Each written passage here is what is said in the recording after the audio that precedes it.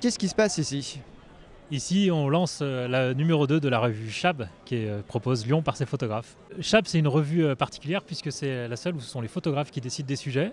On choisit les photos et ensuite les journalistes vont travailler pour les mettre en perspective. Il y a des lignes éditoriales ou c'est libre?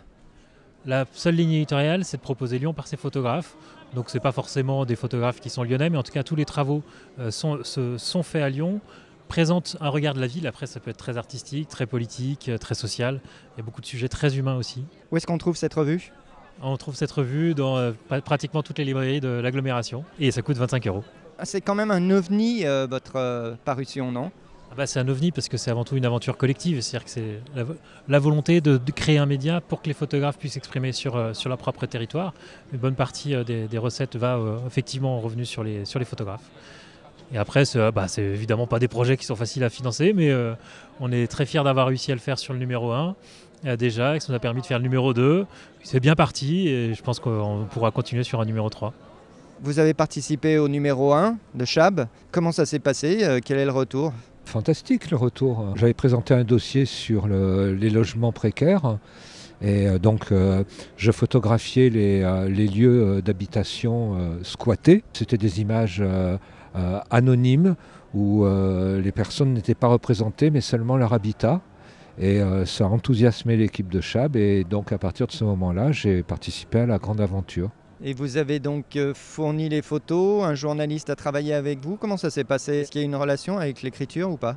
Plusieurs contacts ont été pris avec le journaliste qui a réalisé le texte sur mes images. Je lui suis très redevable d'avoir pu écrire mes images. Comment ça se passe l'écriture dans Chab? On a sélectionné tous ensemble les projets photos et ensuite on a réparti les sujets écrits. Et en fait, l'idée de ce numéro-ci, comme le premier, c'est d'avoir différents types de formats. On a des choses très poétiques, on a du portrait, on a de l'interview. Et on a choisi quel format s'adaptait le mieux au sujet, au récit du photographe.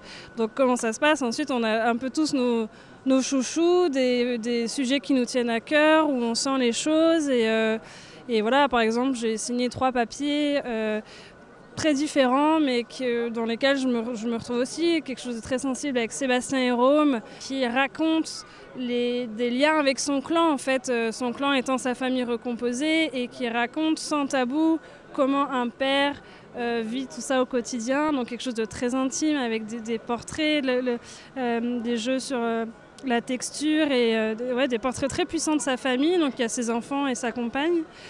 Mais aussi quelque chose de beaucoup plus sociétal, engagé. Arthur Perrin qui travaille sur les manifestations et plus particulièrement le Black Bloc.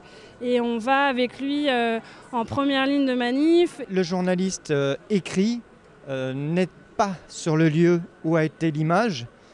Comment se fait cette relation? Complètement, c'est un nouveau type de duo. Là, le photographe n'est pas un illustrateur, une illustratrice. Il vient, il répond à un appel à candidature, il propose, et c'est le journaliste qui se fait tout petit en fait, et qui, bien sûr, pose des questions et rentre dans la narration, mais c'est pas un sujet à deux sur le terrain. Le sujet préexiste à la revue. Et le journaliste se doit de le mettre en valeur et de poser des questions sur le comment, sur le processus de création et bien sûr sur le sujet de la série, mais c'est pas un sujet à deux sur le terrain, quoi. Donc ça crée une contrainte intéressante? C'est un autre format d'écriture en fait. On n'est pas sur quelque chose de très actu, très reportage, dans la mesure où c'est des sujets qui parfois sont intemporels. On peut se laisser la marge de ce que je disais tout à l'heure, du format en fait, et d'imaginer quelque chose de très poétique pour tel sujet. Et du coup, est-ce que c'est du travail journalistique en tant que tel, ou est-ce qu'on est plus sur du travail de critique ou d'auteur? C'est intéressant aussi parce que ça questionne en fait l'écriture dans tout ça.